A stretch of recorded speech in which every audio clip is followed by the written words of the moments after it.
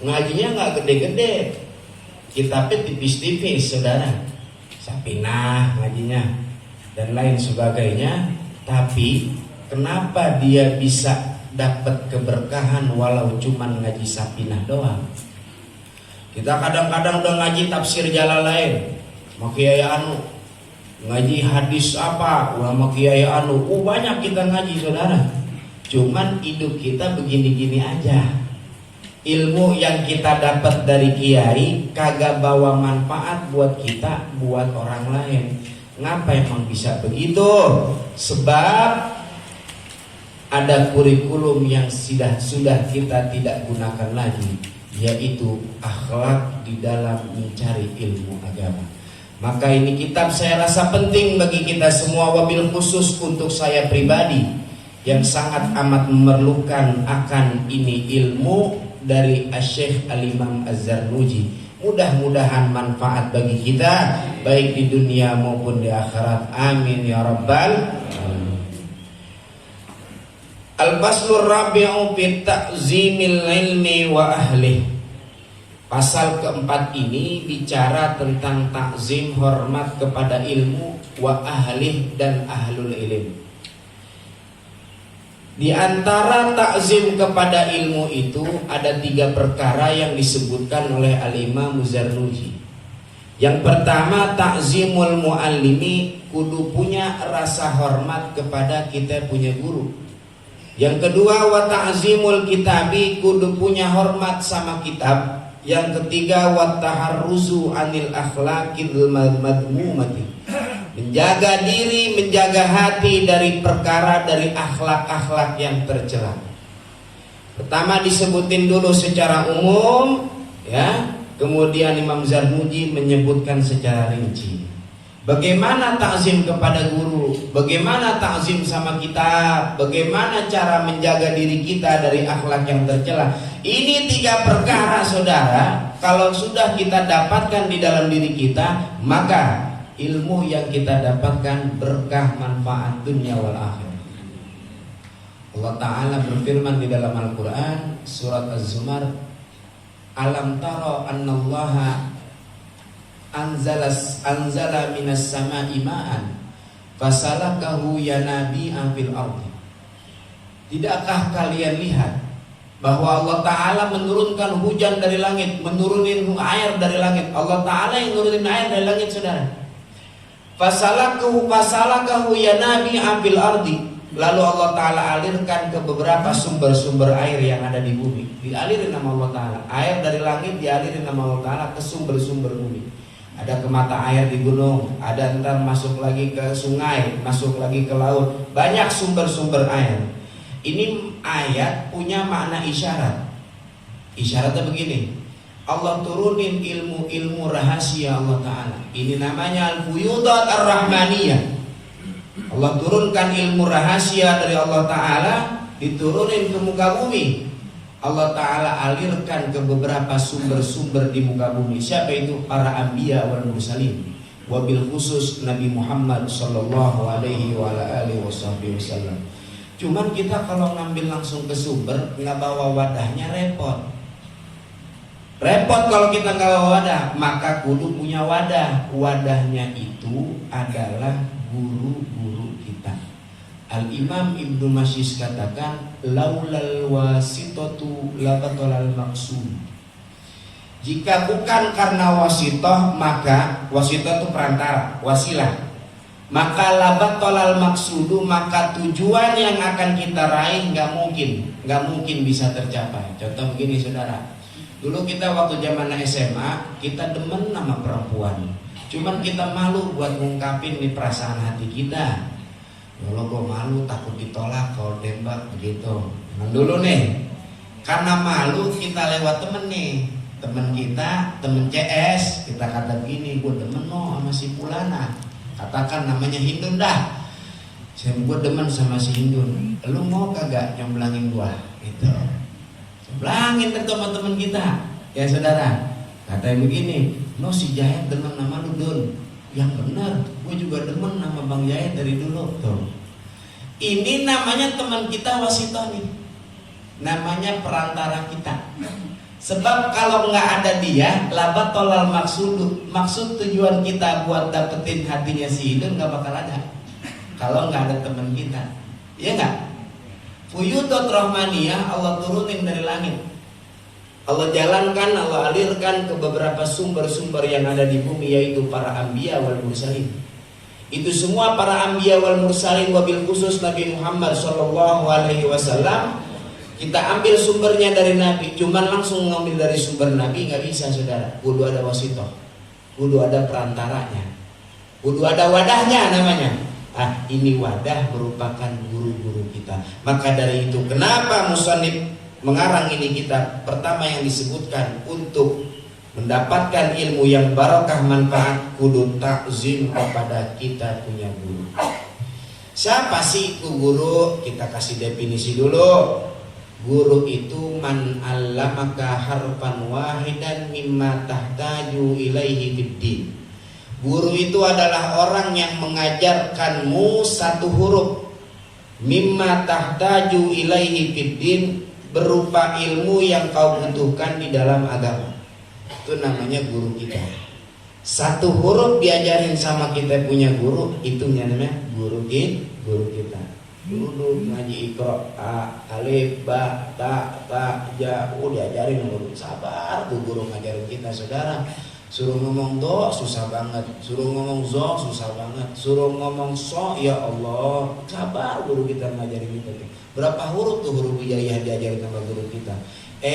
Udah nyantren, keluar dari pesantren bisa baca kitab, guru Iqranya dilupain sama dia. Padahal dulu dia belajar huruf hijaiyah dari guru Iqranya dia. Ini orang yang begini, yang di pesantren dia ngajinya Fathul Mu'in, ngajinya Ummul Barahin, ngajinya Tafsir Jalalain. Ini dia nggak ada ilmu manfaat, nggak ada ilmu yang berkah buat dia. Kenapa? Tidak ada takzim kepada dia yang punya guru. Orang yang ngajarin kita satu huruf dari ilmu yang kita butuhkan di dalam agama kita, bahwa abuka fiddin, itu adalah ayahmu di dalam agamamu. Orang tua kita itu ada 3, saudara. Orang tua yang melahirkan kita namanya orang tua kandung. Yang kedua, orang tua yang menikahkan kita dengan putrinya, yaitu mertua kita. Dan yang ketiga adalah orang tua yang mengajarkan ilmu agama kepada kita. Ulama ditanya, seorang ulama ditanya, lebih baik mana, orang tua ataukah guru? Dua-duanya sama-sama baik, tapi ada keunggulan di antara keduanya. Apa keunggulan di antara keduanya? Siapa yang lebih unggul, saudara? Yaitu guru kita. Kenapa? Ditanya ulama, kenapa kok lebih unggul guru? Sebab orang tua melahirkan kita dari alamul baqa ila alamil fana. Allah Ta'ala turunkan kita dari alam baqa menuju ke alam fana, yaitu ke alam dunia. Itu lewat orang tua kita. Tapi guru kita melahirkan kita dari alamul fana ila alamil baqa, naikin derajat kita dari alam dunia yang fana menuju ke alam yang baqa. Maka wajar di sini musannif Asy-Syaikh Zarnuji itu menyebutkan pertama adalah kudu takzim kepada kita punya guru. Ustadz, kok kagak nyambung ini pelajarannya? Pelajaran gak nyambung bagaimana? Tadi kudu takzim sama ilmu, tapi kok ini disuruh takzim sama guru? Begini, saudara, ilmu itu sifat yang abstrak. Sifat yang abstrak tidak bisa berdiri sendiri tanpa ada zat. Saya kasih contoh begini. Ada meja warnanya coklat, saudara. Ini warna sifatnya meja. Warna sifatnya meja. Katakan nih meja warnanya coklat lah. Ini warna namanya sifat meja. Kalau saya suruh tunjuk mana warna coklat, tunjuk. Kita tunjuk begini nih. Oh, ini meja namanya. Warna coklat ya ini. Berarti nggak bisa menunjuk warna kecuali tunjuk pada zatnya, yaitu meja. Ilmu itu sifat seperti warna, dia nempel pada zat orang alim, yaitu guru kita. Gak bisa kita hormat pada ilmu kecuali hormat pula pada orang yang punya ilmu. Siapa itu dia? Yaitu guru-guru kita. Jelas ya? Bagaimana ta'zim kepada ilmu? Al-awwalu, yang pertama, ta'zimul muallimi fabi an la yamshiya amamahu. 1. garisin, kita bawa pulang ke rumah nih ilmu, kita pakai nanti kita praktekkan saudara. Satu, bagaimana cara ta'zim kepada guru? Pabian la yamshiya amamahu, jangan jalan di depan guru kita. Jangan jalan di depan guru kita kecuali ada izin dari beliau. Ini jalan baik depan guru dibelakangin, guru dipantatin sama dia. Kalau ada izin, ente jalan duluan, kasih tahu jalannya kemana. Nah itu baru. Yang kedua, wala yajlisa makanahu, jangan duduk di tempatnya kita punya guru. Wow, ini sering ini.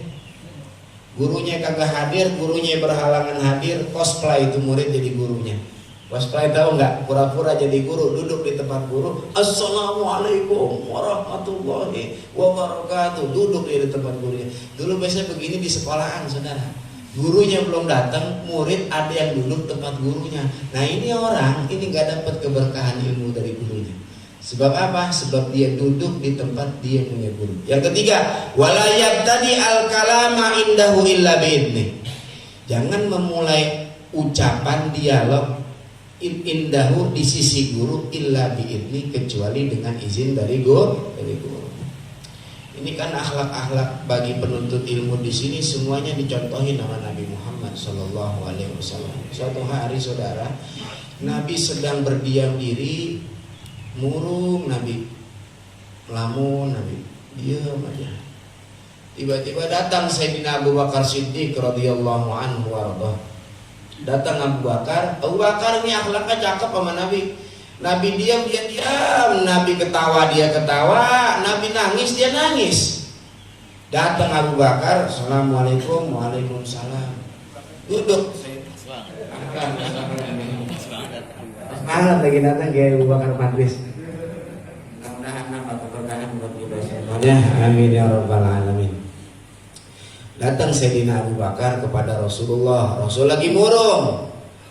Duduk Sayyidina Abu Bakar di samping Nabi. Nabi lagi murung, kagak ngomong apa-apa. Ini Abu Bakar punya akhlak, dia nggak ngomong juga karena tahu Nabi lagi ada masalah pasti. Diam aja Abu Bakar sampingnya. Diam-diaman saudara, dua-duanya diam-diaman. Guru sama murid diam-diaman. Datang lagi satu namanya Umar bin Khattab. Sayyidina Umar. Ini orang agak berani. Dia datang. Assalamualaikum, waalaikumsalam warahmatullah. Duduk samping Abu Bakar saudara. Ngelihat dua-duanya saling diam-diaman, Umar diam juga. Diam-diaman aja nih semuanya. Ya wala yang tadi al-kalama indahu. Tidak memulai ucapan di samping guru illa bi'idnih, kecuali dengan izin dari kita punya guru. Izin dulu, izin guru, iya baru kita ngomong. Umar saking dia kagak tahannya, dia ngomong akhirnya, ya Rasulullah, ana mau curhat dikit ya Rasul. Curhat apa Umar? Izinnya ya Rasulullah. Iya. Aneh nih kemari di rumah aneh sumpah banget. Sumpah kenapa? Bini aneh kasih uang jajan masih kurang aja. Ya kan ini cerita kan gak jauh beda sama kita ya. Ya kan? Di rumah bini udah dikasih duit jajan masih kurang aja. Itu piring kemana-mana, itu gelas kemana-mana ya Rasulullah. Umar begitu hebatnya di medan perang, sama bininya di rumah galak. Kacau kan? Itu. Udah dia ceritamu begitu, Rasul ketawa. Rasul ketawa, Abu Bakar ketawa. Kata Umar, ya Rasul, Abu Bakar, anda tahu kalau ente ketawa Rasulullah, kalau Rasul ketawa ente ketawa. Tapi ya Rasulullah, kenapa ente ketawa? Anda lagi curhat nih masalah rumah tangga anak. Kata Rasulullah, yang bikin anak kesini merenung itu gara-gara anak ente berdua. Siapa? Satu, Abu Bakar punya anak namanya Aisyah, istri Nabi. Umar punya anak namanya Hafsah, istri Nabi. Jadi dua-duanya anaknya Abu Bakar dan Umar itu sama, di rumah juga begitu juga, galak juga. Makanya Rasulullah ke itu tempat gitu. Makanya tadi ketika Umar cerita bininya begitu, Rasul juga ngalami. Nah itu hidupnya Rasulullah Sallallahu Alaihi Wasallam. Jangan dikira hidupnya Nabi lurus aja.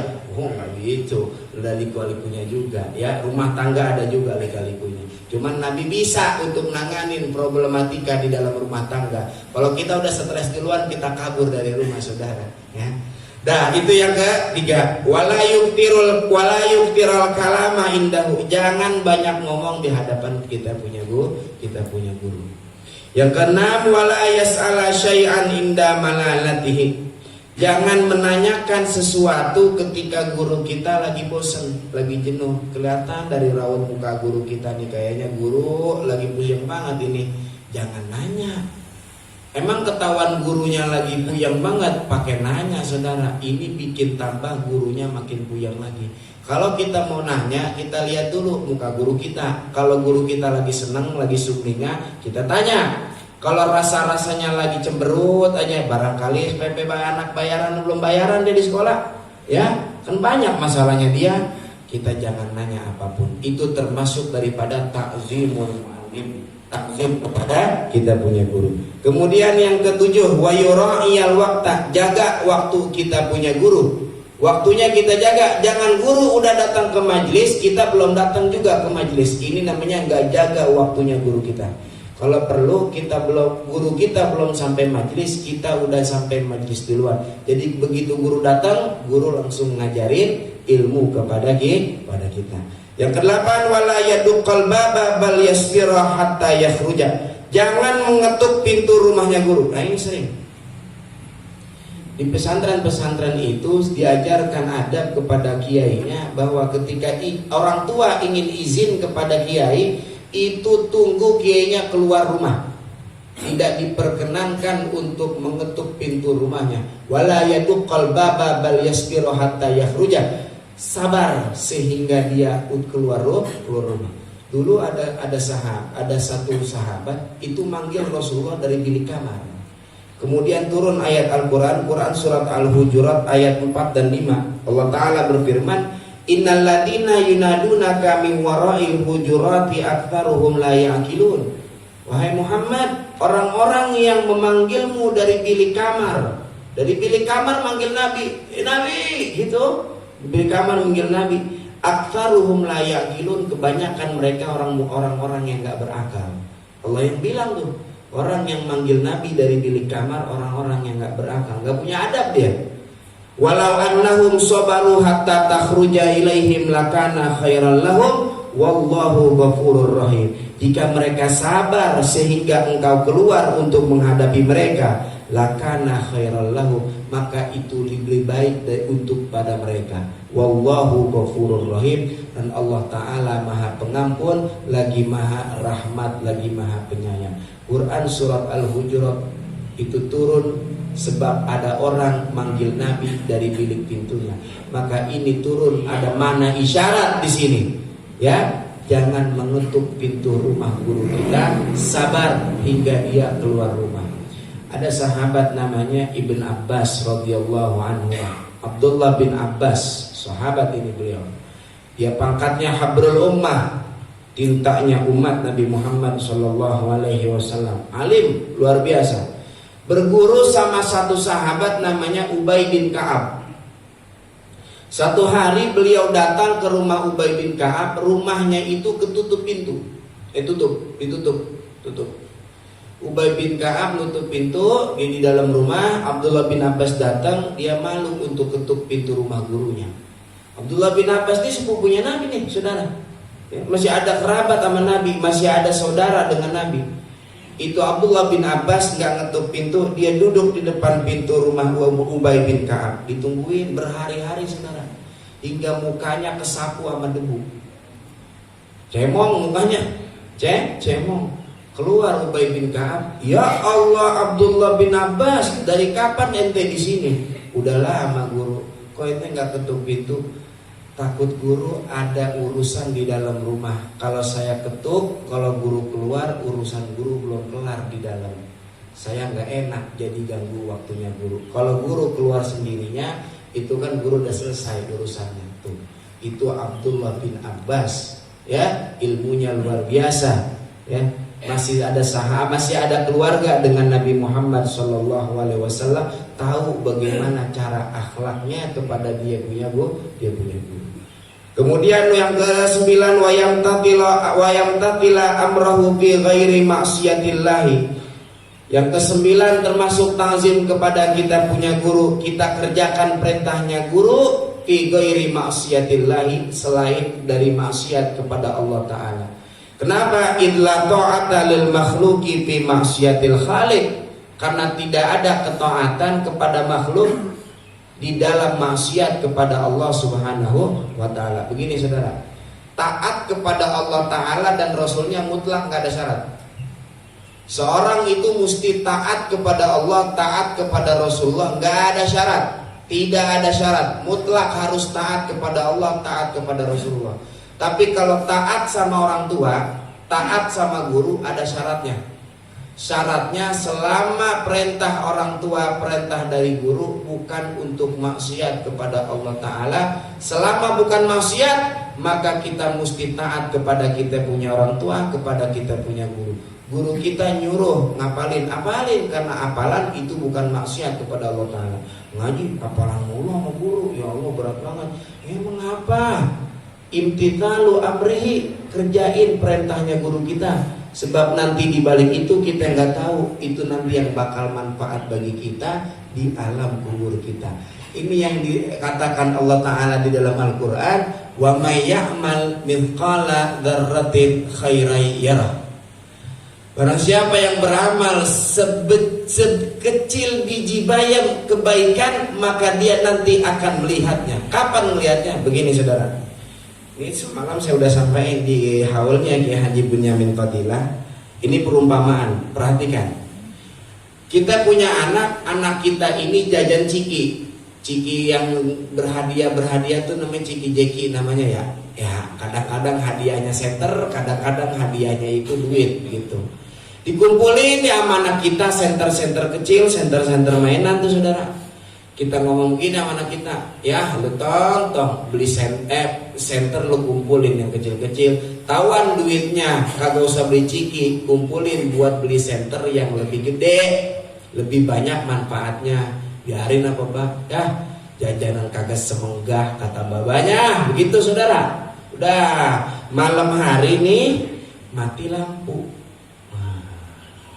babanya mau ngerokok, rokoknya nggak ketemu, dicari-cari. Dia ingat anaknya punya mainan senter, dipanggil, Tom, iya Pak, mana tuh tadi apa namanya senter-senteran yang lu punya? Lah kata bapak kagak semenggah, enggak sekarang mah semenggah kayaknya, begitu. Sini dah, ngapain emang Mbak? Ini bapak mau ngerokok, nyari rokok bapak nggak ketemu-temu, diambil sama anaknya, dikasih, dinyalain senternya, cet aja dah. Dia di kegelapan, terang kagak tuh senter, nyala, dilihat, weh ini rokok anak, isep rokok babanya saudara. Orang yang berbuat kebaikan sebiji bayam, ntar dia akan lihatnya di mana? Di kuburan. Kuburan tuh sepi, senyap, gelap, sepi. Tiba-tiba datang cahaya, kita tanya, ente siapa? Anak kebaikan yang dulu ente pernah lakukan, yaitu ngapal disuruh guru ente. Datang cahaya tersebut, itu namanya wa may ya'mal mithqala dzarratin khairan yarah. Jelas ya? Kemudian wa ayyuqira auladahu, menghormati anak-anaknya guru. Dulu ada syekh namanya Imam Burhanuddin. Beliau ini satu hari mengajar majelis, duduk di majelis, gak lama diri, duduk lagi, diri lagi, duduk lagi, diri lagi. Muridnya tanya, guru kagak bisa diem amat, ntar diri, ntar duduk, ntar diri, ntar duduk, begitu. Kata gurunya, ana diri sebab tadi ada anak kecil main depan majelis. Ketika ana lihat, dia anak guru ana. Karena anak guru ana diri buat dia hormat sama dia punya bapak. Dia nggak kelihatan, ane duduk lagi. Dia lewat lagi, ane diri lagi. Dia nggak kelihatan lagi, ane duduk lagi. Tuh begitu saudara. Kalau kita makan kagak begitu, ya. Anak-anaknya guru kita kalau bandel, lu kalau bukan anak guru gua mah tuh. Kalau ketemu gitu tuh, hati kitanya ngedumel. Gara-gara hati kudu pakai ngedumel begitu, keberkahan ilmu kagak turun sama kita. Bukan cuman kepada anak saudara, wa may yata'allaqu bihi min talamidihi wa aqaribihi wa ashabihi. Dan orang yang punya ikatan hubungan dengan guru kita berupa muridnya, kerabatnya, sahabatnya. Ta'alluq kepada guru ada dua. Ada ta'alluq bin nasab, ada ta'alluq bis sabab. Ta'alluq bin nasab itu hubungan keluarganya guru, anaknya guru, orang tuanya guru, bininya guru, itu namanya hubungan bin nasab. Ada hubungan bis sabab. Sebab itu kita punya murid, guru kita punya murid, guru kita punya sahabat, itu semua mesti kita hormati satu sama lain. Dulu ada ulama tuh, ini dikisahkan dalam Manhajus Sawi, saudara. Habib Zain bin Ibrahim bin Sumaid, beliau menceritakan bahwa Al-Imam Bahauddin As-Subki punya orang tua namanya Taqiyuddin As-Subki. Imam Taqiyuddin As-Subki punya anak Bahauddin As-Subki tadi. Dia jalan naik kereta, saudara, delman, ya, di depannya kuda, dia naik delman. Tiba-tiba, saudara, ada satu petani ngasih salam sama ini Imam Taqiyuddin As-Subki. Assalamualaikum. Waalaikumsalam. Imam Taqiyuddin As-Subki masih di atas delman. Tuan yang dinamakan Taqiyuddin Subki ya. Oh iya betul tuan. Kenapa? Oh begini. Anak pernah nanya oleh Muhyiddin Yahya bin Syaraf An-Nawawi, masalah begini. Sebentar tuan. Tadi yang tuan sebutkan siapa namanya? Muhyiddin Yahya bin Syaraf An-Nawawi. Sebentar, saya turun dulu dari delman. Kenapa kok pakai turun? Jauh usah turun. Di delman aja. Enggak, anak turun. Kenapa anak turun? Anak malu, ada mata yang melihat guruku Yahya bin Syaraf An-Nawawi, sedangkan aku naik delman. Dia ternyata murid gurunya juga Yahya bin Syaraf An-Nawawi, karena murid gurunya mesti dihormati juga.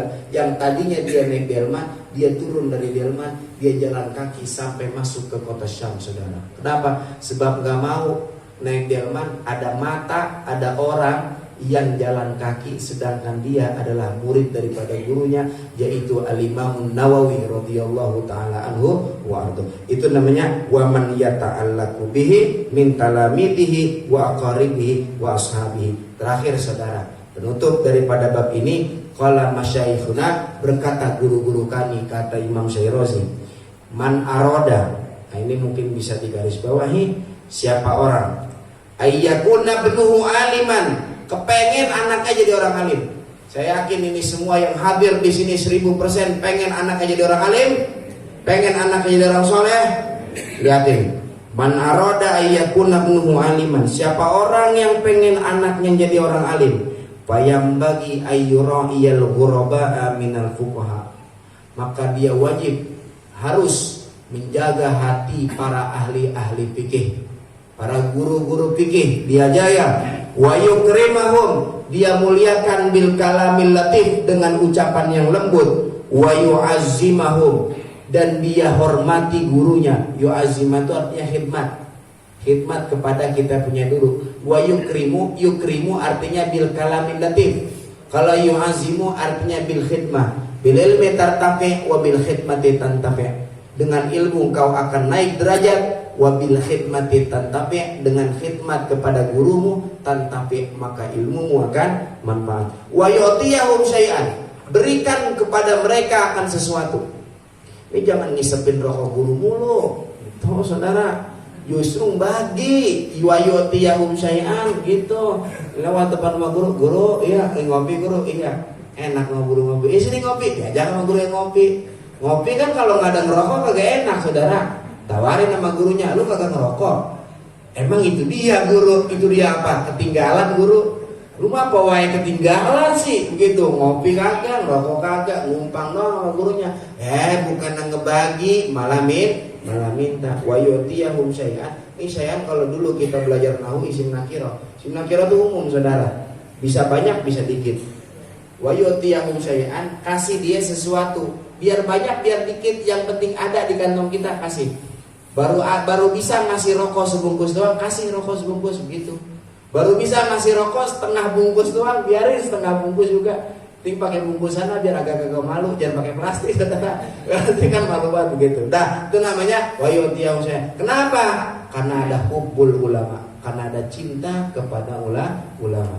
Fa illam yakun ibnuhu aliman, jika anaknya enggak jadi orang alim, yakunu hafiduhu aliman, entar anak keturunan cucunya itu bakal menjadi orang yang alim. Saudara ngaji di ini tempat, di ini majelis, keliling, kuliah subuh kemana-mana, saudara dapat ilmu pengetahuan, dapat ilmu dari guru-guru kita, datang ke majelis ini.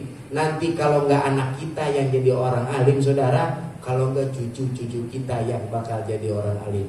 Maka bisa jadi tahun 2300 ada ulama di Jati Padang, Ustadz Jati Padang, itu lahir dari rahim kita yang dulu pernah ngaji keliling-keliling untuk kuliah subuh berjamaah. Sekalipun di majelisnya kagak dengerin gurunya lagi ngomong, cuman senderan sambil tidur gitu. Walaupun tidur doang, itu masuk ke dalam hadis Nabi, dulu suka sa'atan di majlisi ilmi. Duduk ente sebentar di majelis ilmu, la tamassu galaman wala taktubu harfan. Gak megang pulpen, kagak nulis satu huruf pun.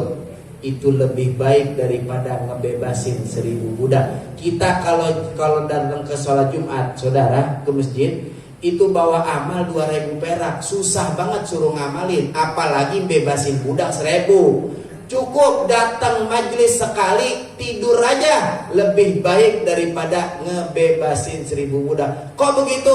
Rasul yang ngomong. Dikasih enak kok protes gitu. Enggak, lucu ya? Agak biasa aja sih emang kelakuan kita kan itu mah. Ya, itu saudara, walaupun tidur doang dapat dia keberkahan majlisnya, entar dia keturunan anak-anaknya mudah-mudahan menjadi anak yang soleh dan soleha.